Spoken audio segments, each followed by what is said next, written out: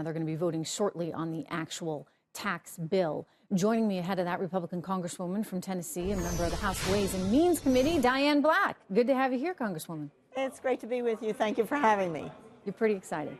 I am very excited. This is look, I've been here for 7 years. I've been on the Ways and Means Committee, and from the very first week that I came, Chairman Camp began talking about tax reform.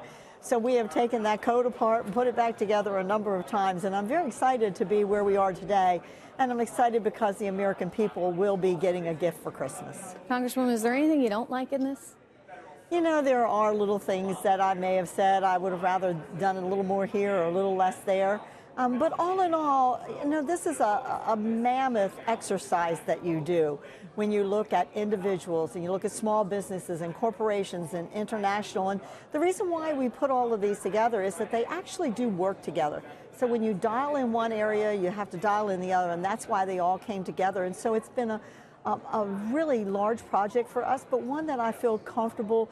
No, I'm excited about what it is, that the product that we're putting out for the American people today. The criticism of this, and you've heard this said by members of both the left and the right, is that you are giving a corporate tax cut and you're giving corporations a lot of benefits here, which I would argue you need to do in order to stay competitive in today's world. However, yes, you are doing it, Congresswoman, at the expense of high earners, at the expense of individuals. How do you answer that criticism?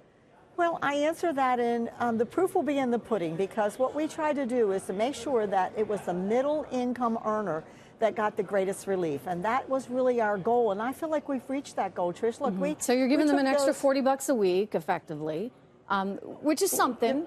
That's something. That's good. They should keep more of their money. But the reality, Congresswoman, and you know this, is that a lot of people in the middle, they aren't paying the bulk of the taxes. You've got You're right. the top 10% of earners paying 70.9% of all the revenue collected by the government, yet you're not really offering those folks anything. How come? Well, we are. I mean, we did bring the top rate down by 2.5 points, and so we did on that end. But here is the thing, is you have to look at this package all together. You can't just pull out one piece and say, oh, you did this or you did that. When you look at the whole thing together, because those at the very lowest income, some of those will be paying nothing. As a matter of fact, we wanted to make sure we took care of families, so we doubled the child tax credit. And in addition to that, it's refundable for those at the very lowest income. So you got to put all of that together. Isn't that effectively a kind of welfare? I mean, I know that was a big push of Marco Rubio's, but he's asking for these folks to get a credit, even if they're not even paying any taxes to begin with. So to me, it's no longer a credit. It's a form of welfare at that point. Well, it does help those at the very lowest income. Look, I know how difficult it is to be a single mother trying to raise babies on your own. I happen to have been left in that situation myself at one point in time. And when we can help people to raise them up out of that situation and make sure that they continue to work, because that's really what we want to do, is we want to make sure that they're working. Work gives us dignity, work gives us purpose. And if I hadn't been one of those mothers that was helped at that point in time, I may not have been where I am today. Now, I didn't have those kinds of credits, I will say, but I had a lot of help otherwise to be able to get to where I am today as a successful person. So I do have an affinity for people that are struggling at the lower income, but then at the middle income, we also want to give them some relief. We want to make it simpler.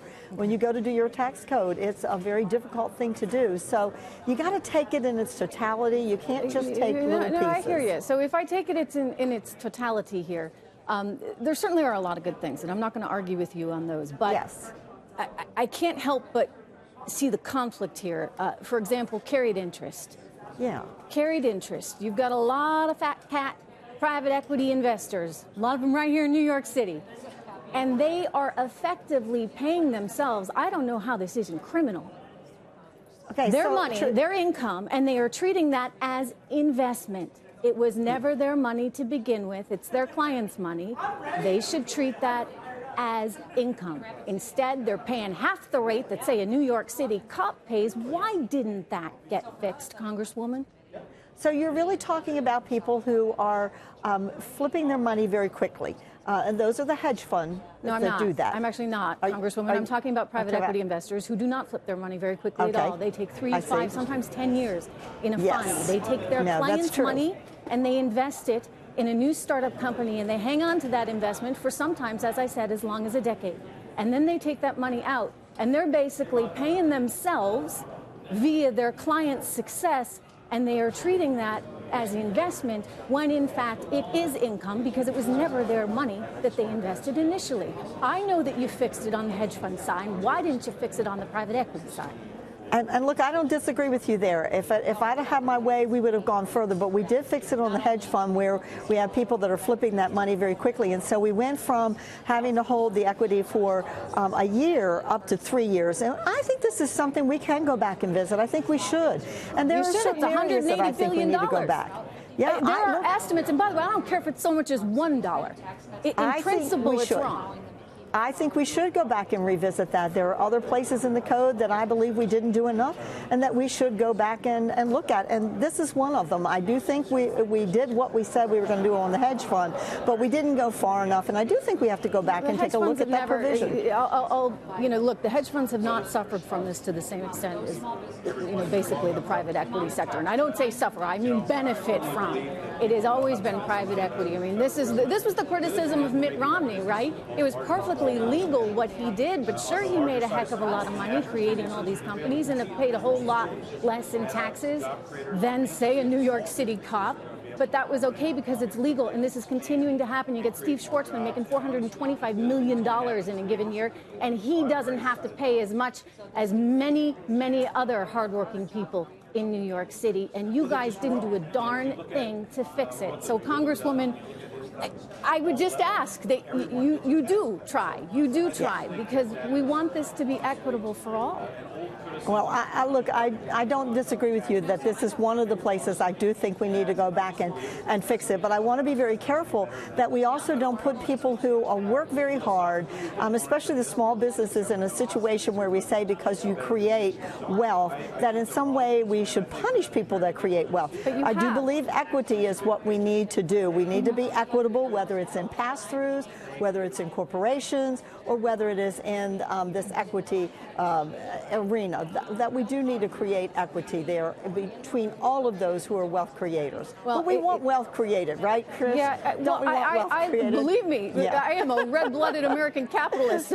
I am all for wealth creation. I am all for lower taxes. I love what you're doing on the corporate side. Congratulations, that's a big deal. I just want to see it on the individual side as well. And the way this works out, and I know you want to blame New York and New Jersey and Massachusetts and California. I know they need to get their acts together. They need to be better about how much they spend, and they should have lower taxes. But the reality is you have a lot of people earning money in these states that are not going to benefit one single bit. They're going to be hurt by this tax plan. And I worry about that because New York and California combined equate for 1/4 of the nation's total GDP, Congresswoman.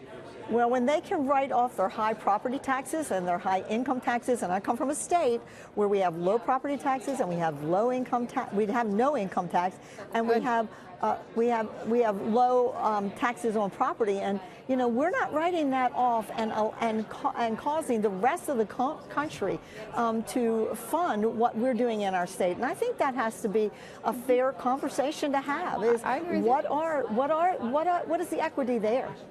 I agree with you. I agree with you. And I'll once again remind you, as I remind a lot of folks that come on this show, I want it all.